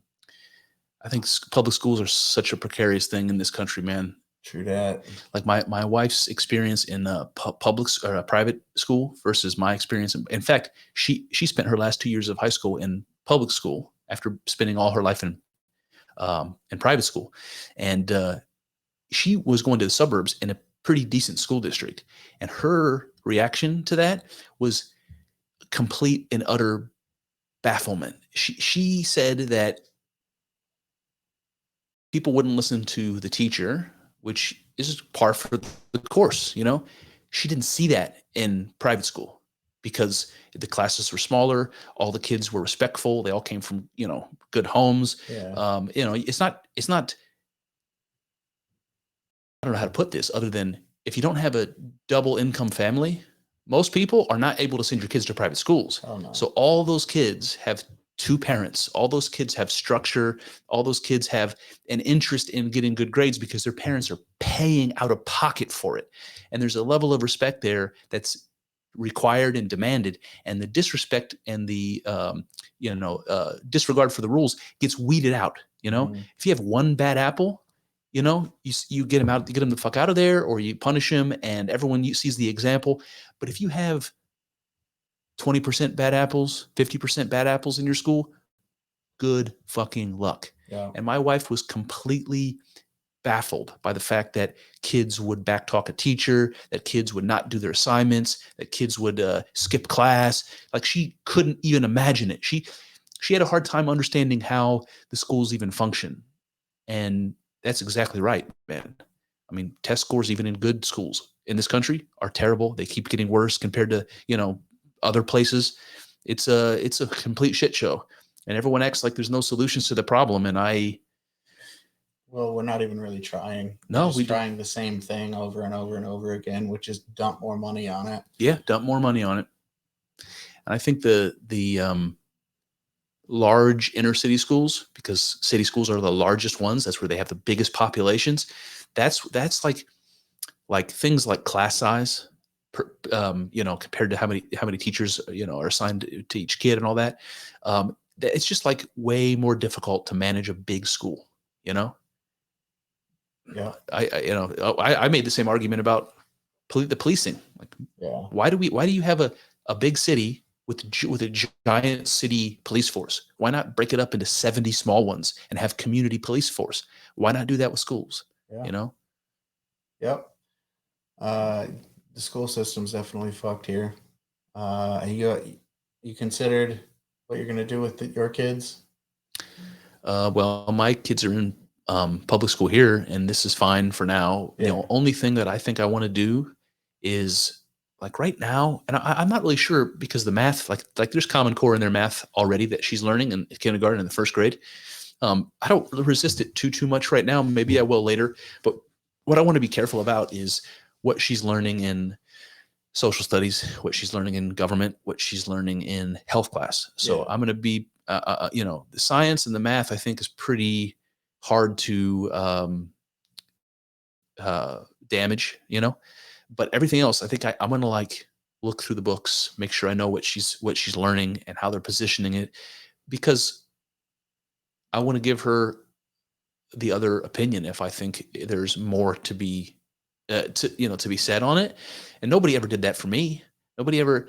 And there was a fair bit of indoctrination when we were kids, especially in social studies class. Yeah. Franklin Delano Roosevelt, greatest president of all time. Yeah, that's what it said. He's a hero. Yeah, man. So I'm gonna if it turns out that there's stuff going on in schools that I object to too much to deal with, or I think it's a risk, I'll figure out a way of sending my kids to private schools. It's not that expensive here to do it. There's a lot of private schools here. It seemed like there wasn't as many options from back home. Yeah. And it was only for rich kids. It doesn't really seem like that here. Yeah. I mean, you definitely have to have some money, but yeah. Yeah, I would like to send, when and if I have kids, I would like to send them to a private, Preferably like a Catholic school, I think. Yeah, I was going to ask you, like a religious school, you think? Yeah.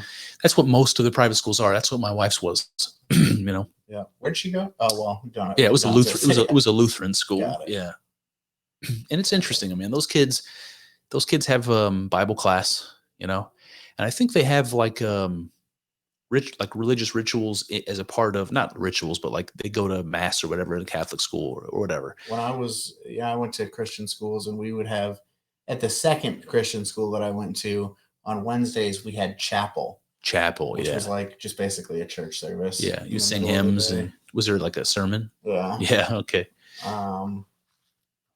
Yeah. So chapel. There was also Bible class. Yeah, I think that's good because a lot of kids miss that. You know, a lot of kids in the modern world, they miss that. They don't even, they don't learn even Bible stories very well. Some kids get the gist of it. They know who Noah and the ark is, even if they've never been to Sunday school. Maybe they have some of that basic information. But it's important, man. Like if we have generations of kids that grow up that don't have knowledge of biblical stories, there's a lot of history that they won't be able to understand. There's a lot of art they won't be able to understand, you know? Yeah. Hold on a second. The mask. Oh, and the mask comes off. And the mask. You can keep talking. I can hear you without the headphones. Comes off. It's getting to be a bit much. Yeah, it seemed like it might be hot in there. It wasn't really that hot. It's a rubber mask. I want to take a drink of water. That's the main reason I took it off. Yeah. Okay. I'll bring it. Pretty thing I brought, that I'll bring up to you, and you. I may have tried to broach the subject before, but you remember when I was doing that episode I was doing on Swedenborg? I was telling you about that mystic, yes. Swedenborg. And he said something about Franz Swedenborg. Emmanuel Swedenborg. Louise von Franz, I think you're thinking of. She's somewhere over here. Louise von Franz Swedenborg. Emmanuel Swedenborg. So he was this mystical dude, and he was a legitimate scientist, but also a mystical dude. And he said that he's a mystical dude. He said that stars were something like a portal between the realm of God, or God himself, and the world of being, reality. That stars were a portal. They were a place where God became matter and physical reality. That's the best way I can explain it. And it's an idea that you can write off easily, because you can say to yourself, stars are gases. Stars are gases. They're burning. Yeah. Their hydrogen turns into helium. It releases energy and light, and that's what you're seeing, and that's all there is. It's just controlled combustion, blah, blah, blah, blah, blah, being held together by gravity. It's a result of the Big Bang, just a physical As a result of the Big Bang. Correct. And that's all true. I'm not debating that. But what Swedenborg says is that is the place where God and its creation touch, and where the way he puts it is, he says the love of God, which is very symbolic. It's like the power of God, whatever it is that God is, flows through the portal, and becomes heat and light. It becomes all of the energy that's needed, and the gravitational force that's needed to form planets, for life to emerge. And what we experience as electromagnetic radiation and gravity and all the stuff that we experience from the sun physically is some sort of a conversion of whatever God is in the objective world into the world of being. It converts from God stuff to star stuff, or something like that. And I thought about that a lot, and I think that's fucking interesting. It is pretty cool. And I'll tell you why I think it's cool. I told this to Daniel, so there's a little bit of repetition, but you tell me what you think. You already said stars are created in the Big Bang, and we all more or less agree that that's the truth. The Big Bang is what we call singularity, right? It's when everything that exists was one thing, whatever that means, before it expanded and became everything it is.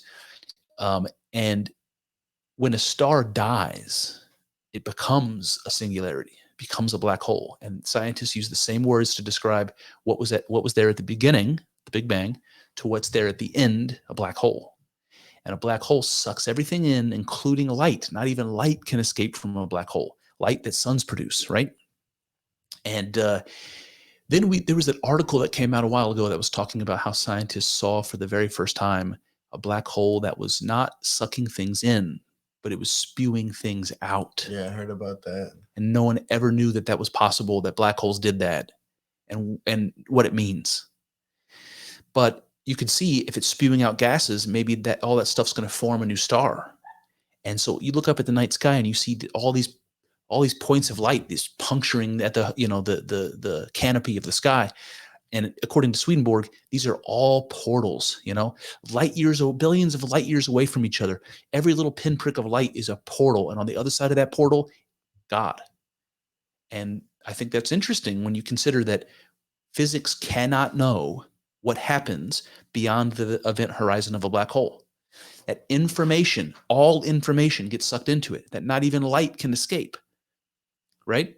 Yeah. And that's what they say. The laws of physics break down. We have no way of modeling or knowing what is on the other side. And what's crazy about that is that from mystics, God is seen as something unknowable. That's one of the most common ways of describing it, as unknowable. And what's on the other side of the black hole is unknowable. Information cannot escape. What do you think, man? Possibility? Kooky? What do you think? It's a possibility. I don't see that as like ridiculous, but I mean, I don't know. Yeah, I'm not saying that you could like fly a spaceship into the sun and come out on the other side into Godland. I'm not saying that, but you never know. But then you could think about like how many religions have key. They're based around the sun. The sun is a god. The sun is Ra, Aten, Sol, whatever. The sun is a god or the high god. The sun is the visible presence of God on earth. In being. You look up, you want to know where God is, you just look up at the sun, and there it is. Mm-hmm. And we've thought that as human beings for a very long time. And that coincides with Swedenborg's notion that if you want to know where God is, just look up at the place where God touches the earth, touches the cosmos. It's the sun. I just find that interesting, man. It's compelling. It's weird, but I can't like disprove it. And it's like Bigfoot. I just want to believe it's true. It is. I like it. It's a good theory. It's got the right like mix of plausible and also like kind of poetically beautiful. Yes, correct. That's what I like. That's what I like. Yeah. It's a good story. And it's weird too, because there's a lot of like when I first read Swedenborg, I had read Sir Humphrey Davy just before that. And those guys lived not far apart from each other in time or in space. And they were both respected scientists, and they were both knighted by the monarchs of their countries. They were respected people who contributed to science in big ways. And both of them believed that supernatural beings existed in outer space. Not aliens, but spiritual beings existed in outer space. It's crazy. Yeah. Weird. So, before the Big Bang, when all the matter was one singularity. Yeah, for whatever we can know about that. So all of this, so that means that all of the planets, the comets, the asteroids, the gases, the nebulas, all of that shit, the space dust. Yes. All of it. Yes. Was one singular, smaller than the head of a pin, they say. Not even that. Also, all the hundreds of trillions of light years of space and all of the billions of years of time rolled back into that one pinprick. Not just the matter and energy. That's where I was going. It includes the negative space around the planets? Yes. Interesting. And the reason is, and that's a weird thing. How do they know that? Well, I'll tell you why I think they know that. But the weird thing about that is, if space and time gets collapsed in on itself, we imagine this pinprick, but we imagine it somewhere. Where does that pinprick exist? But there is no somewhere. The pinprick is all that is. There is no place where it is, because everything is collapsed into the. And that's one of those things that makes me think that idealism has some scientific value to bring to the table, because idealism says that everything exists in mind. And if all space breaks down and all matter breaks down into the singularity, where that singularity exists, you can still imagine it in mind, whatever that might mean. But here's what scientists say.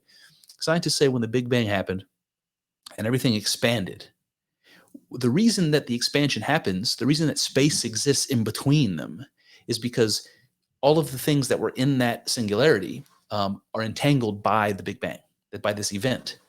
So quantum entanglement occurs with all these quantum entities, whatever you want to call them, and the entanglement is space.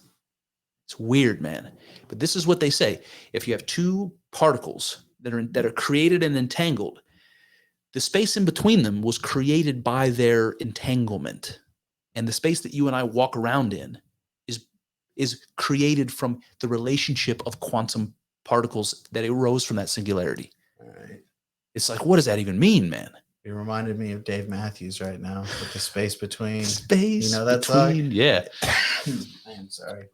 And so scientists see that the universe is blowing up like they often will say, if you're baking a loaf of bread and you put a bunch of raisins in the bread, the raisins might be like stars, let's say, or galaxies. And as the bread is expanding in the oven, it's expanding in all directions, right? So space is growing between every raisin and every direction simultaneously all at once. Mm-hmm. And that's how it expands, like it's being blown up by like a balloon. So you've got, and they know that because of something they call redshift. When they look at the stars through a whatever they use, some kind of magical science device, they can tell that the stars are becoming more red or less red, one or the other. That on the spectrum, the colors of that they can detect are moving away. The wavelengths are getting longer. It's changing color. So that's how they know it's getting farther away, because the wavelengths keep getting stretched and it changes the color. Got it. So that's the extent of my knowledge as far as, astrophysics is concerned. But that's what they say. That's the story. And I'm sticking to it. It's still hard. It's still hard to imagine what the singularity could be if it has no place to exist. That's still very, very interesting. And scientists will tell you, we can't tell you what happened before the Big Bang, and it might be incomprehensible to talk about it. It might be like, that's a Neil deGrasse kind of argument. Like, it's not even the right question. We're just going to get around that by saying it's not even the right question. Yeah. I hate that, dude. Yeah. They have no idea. They have no idea. And that should be the most interesting thing. Like the mysteries, that should be what scientists are trying to unlock, right? Instead, they just want to like mutually masturbate each other about what they already know. It's like, yeah, Neil, why don't you start with the shit you can't know and work on figuring that out? Yeah. That's what science is about, man. Yeah. But it's the wrong question. Another guy who says that all the time is Fabric of the Cosmos, Brian Greene, one of those popular culture physicists. Yeah. Yeah. He'll talk about that all the time. It's not the right question. Fuck off, man. Who are you? How do you get to decide what the right question is? Exactly. Another thing I've been bumping into on Twitter lately, I'll ask you about. Tell me what you think. A lot of people who swim in the circles that I swim in, the panpsychism and idealism and all this hippy-dippy mysticism and all that stuff, a lot of these people are staunch atheists. Yeah. Or they're people that like will call themselves pantheists or panentheists, like, all is God in some way, but more in the sense that nature is this self-contained, self-perpetuating system, and that system is the thing that they call God, something like that. But they're uncomfortable using the word God. And this is what I've been finding. I'm having conversations with people, even people I agree with on a lot, like way more than you would imagine an ordinary person would go with me on. And then we'll get to a stumbling block where I say, that thing I call God. And they're like, I'm out. And like and they keep asking me, what explanatory power or what advantage does using the word God have in this situation? Like, they're reluctant to even use the word. And I keep trying to get them to tell me why. And nobody will be straightforward with me, either because they think that their answer is going to sound silly, like I don't believe all the mythological stories. I think the Bible is a bunch of made up stories, and so God must not exist. Like, that's a weak argument. So maybe it's that, or maybe they never thought about it, and so they can't answer me. But I'm getting a lot of pushback, and it goes something like this. I say, how do you define God? And people will give me lots of different answers. But I think the simplest definition is that which is responsible for existence. Period. Whatever it is that makes reality possible, that's God. Whatever that is.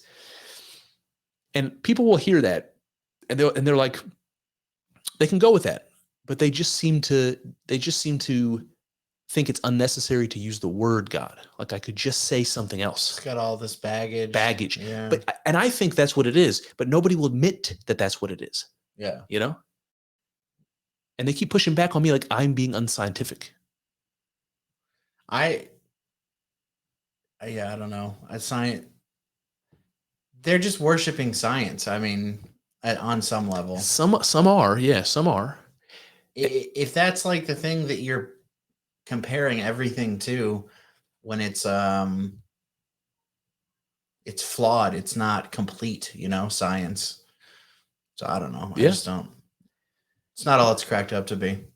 I mean, I like these people seem to be okay suggesting that the Big Bang as a singularity might be God, what I would call God, the thing that makes reality possible, or they might say that there's conditions to the physical laws that allow for a singularity, and so those rules are God, whatever the rules are that govern reality, which is a weird way of saying it because reality doesn't exist pre-creation, So if there are rules that govern physical laws that allow for a singularity, that allow for a Big Bang, then there's something that pre-exists the Big Bang. But they don't want to call that God. They're just going to say there's some mathematical facts, there's some fundamental facts of, I don't even know what word to use. It's like you have to bend over backwards to not say God, and they are doing acrobatics. And it makes, I'm just old enough, and it's in the sense that like I'm bringing outdated terms into the conversation, and we're having arguments about language, not about like concepts. It's hard to argue with someone unless you define your terms, though. Yeah, that's true. I think people hear the word God and they think of the baggage that you brought up. They think about all the stories and dogma and like historical, like cruelty and all that stuff that we could talk about for religion. People also reject the moral components of religion, which I think is a more complicated issue. It's like, if God is that which makes reality possible, that's one thing. That's God as creator or origin. But then you could say God is that which gives the measuring stick for your actions and thoughts as to what's good and what's bad. And people think about God that way also, and that's a stickier conversation. I can understand if your morality doesn't match up with some codified religious morality. Some people would say, listen, I don't think that's what right and wrong means, so there's no God. And still I'm like, no, man. I don't know. I think it's more important to understanding what God means, to understand the idea of God as a creator or as an origin type of a concept versus a moral paragon or a moral guidepost. I don't know. But a lot of atheists don't like the idea that morality might stem from God, or more realistically, that it might stem from some religious tradition that goes back to ancient times, and it's outdated. Yeah. Yeah. I don't know. I tend to think that is where it came from. Yeah. I think philosophically, the word God is not something we can do away with. I think it's too important. It's too important as a concept. Yeah. I think a lot of people don't care about the philosophy, but the people that you talk to on Twitter seem like they do. So yeah. Most of them. Yeah. It's weird. It's weird, man. I think there's definitely a secular thing in this culture that it's been slowly being weeded out. I don't think we grew up as religious as our parents. Our parents didn't grow up as religious as our grandparents. I think we'd all agree between you and I that that's true. Mm-hmm. And the generations that are coming up are even less so. And even that's true even with my kids. If it wasn't for my wife's aunt taking them to church, they wouldn't go. I might feel more guilty about that if she didn't take them. Like I might feel like maybe I should. Yeah. Maybe they should be exposed to some of that. You're like, they're getting it. Yeah, they're getting it. Yeah. I'm waiting for the day that one of my daughters asks me about God. You know, you're gonna like you're gonna have a, I don't know, like a breakdown. You're gonna be so excited.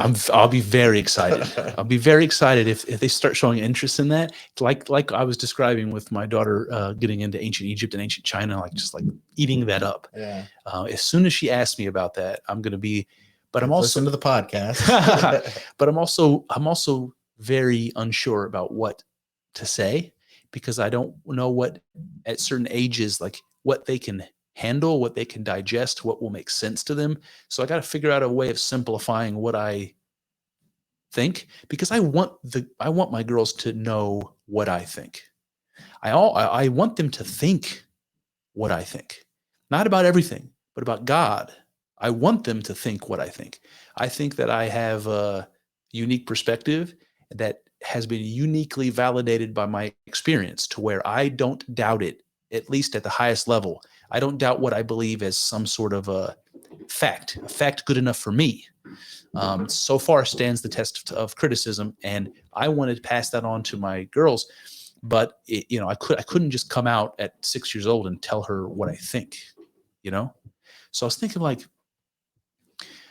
I might do some of the things like when I was young and my dad would take me hunting, and we'd have these moments in nature, of quiet in nature, where it was very reflective and beautiful and awe-inspiring, that maybe I will take my girls to a place like that, where they can be in nature and be quiet and still their minds and have some experiences like that. And then I could just tell them little things like, you see how the forest is alive? Do you see how if you're quiet, how you can hear all the animals that you didn't even know were there? Because when your mind is busy, you don't even notice the sound of the chipmunk in the leaves. You don't even notice that spider that you can see very slowly crawling, on the tree. You start noticing the sounds. You start noticing the shadows. You start noticing how beautiful it is. You get overwhelmed with this experience of being a living being inside of this greater living being. And then just tell my girls, like, we're all part of nature, and nature's all one thing. And, it's all, changing and recycling, and everything is, start with ideas like that. And I don't know, man, I just want to find ways to show them the beauty and awe in nature and in their own consciousness. And then slowly introduce these ideas to them. I don't know, man. It sounds kind of like I want to indoctrinate my kids, but I think maybe parents do to a certain degree, at least whatever it is that they're convinced of that they think's, worthwhile passing on. Calling teaching your kids anything indoctrination is like propaganda. It's true. I mean, obviously you're going to pass things on to your children, and I don't think that's bad. I think that's good. Yeah. I wanted my girls to make their own minds up about things. No, you make it up for them. Well, the truth is they're not prepared to make their own minds up about things until they're time to grow up. Until they're much, much, much older, Yeah. I don't know.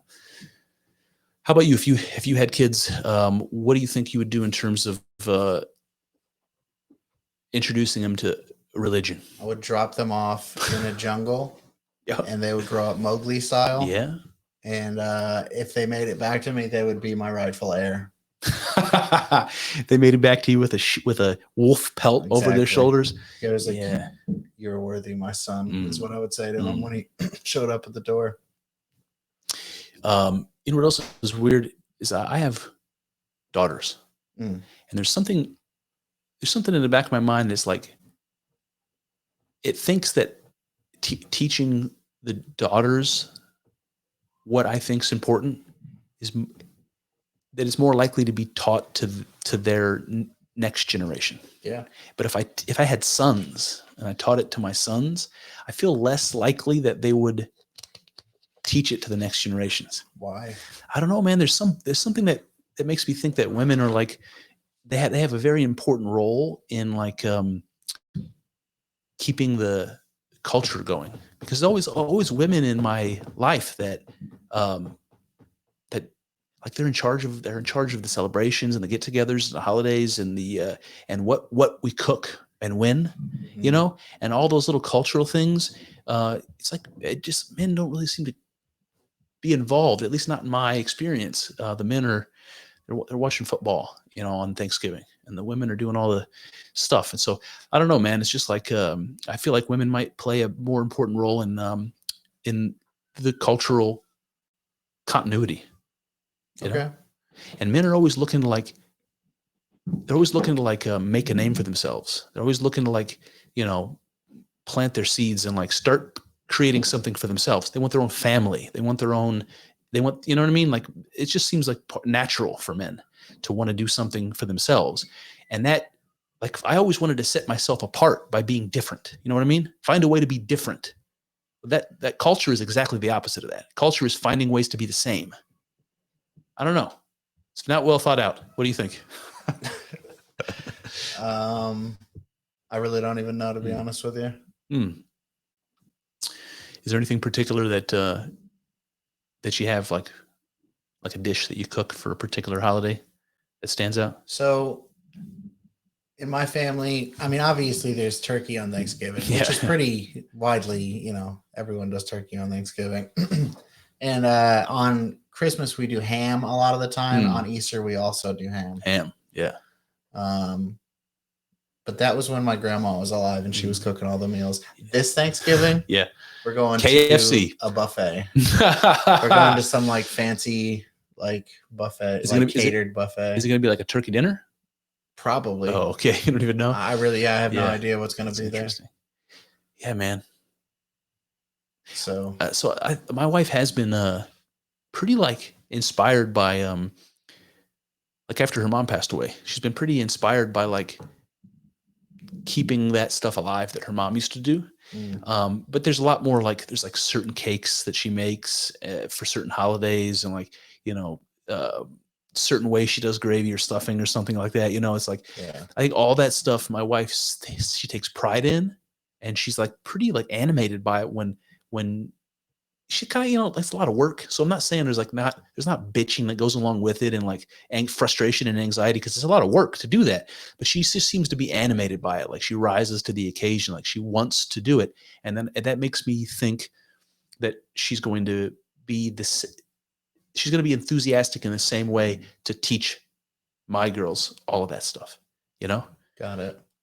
I don't know. I guess my dad did some of that for me too, but it doesn't seem like as much, you know? Yeah, most of that I feel like came from my grandparents. Like a lot of the, like that kind of thing, like the planning the meals and what, you know, that was definitely centered a lot around my grandma. Yeah, exactly. Even that is a good example. Yeah. And I say the women are more important. It seems like they play a more important role in the continuation of the culture. If you think about like your mom and dad, which one played a bigger role in your formation? It's like mom. It's mom. It's how it feels for me. Is that how it feels for you? Yeah. And then if you do the same thing with grandma and grandpa, you know, it's like grandparents. If you have good grandparents, that relationship is a nice relationship. But who's more important than that? That's not as easy for me. Okay. Grumpy was definitely like very, you know, he was very influential on me. Yeah. In terms of like the personality qualities that you want to have as a man, or like an example? Yeah, I get you. Was that taught expressly, or was it just like you observe it? And I think that's more. That's the difference. Yeah, I think men are like that. It's like, I'll be an example and you pay attention, and it's like nobody ever says it, but you're learning. I think that men should do more open instruction. You know, I think that should be a bigger part of our culture for sure. I agree. I bet you that years ago it was, you know. I agree. Do you think that's what Jordan Peterson's doing? Being a dad to a ton of, well, he's like expressly teaching it rather than just saying, watch what I do. You know, I think there's something about that, man. There's lots of fraternal societies that used to exist that maybe they still do, but that used to give you an outlet for that sort of a thing. You want to join an Elks Lodge, dude? Okay.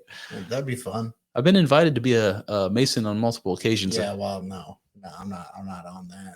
I don't want to be a Mason. You don't want to be a Mason? I don't want to worship the devil, dude. Oh man, really? No, not really. Devil's not my guy. It's not your team. No, I'm on Team Jesus. Yeah. But yeah, I don't know. I don't know what I was saying. All right. I think we can sign off on Team Jesus if you want. All right. Team Jesus. Team Jesus. That's it. Happy Halloween, y'all. Oh, watch us on YouTube. I think the best way to find us on YouTube, just go to YouTube, type in the search, the Two Tongues Podcast, and you should find us that way. The Two Tongues channel will pop up if you go ahead. No, you go ahead. Yeah, the Two Tongues Podcast will pop up if you just type in, go to YouTube and type in Two Tongues Podcast. You'll find it. It's easy to do. Right now we have one video there from last week. Soon to be two. Soon to be two here in a moment. I tried to do one by myself, and I fucked up the audio input, so it didn't happen. But look for us on YouTube. Check us out. Subscribe. The TwoTonguesPodcast.com, all that business. Yep. See you guys. Adios. Well, there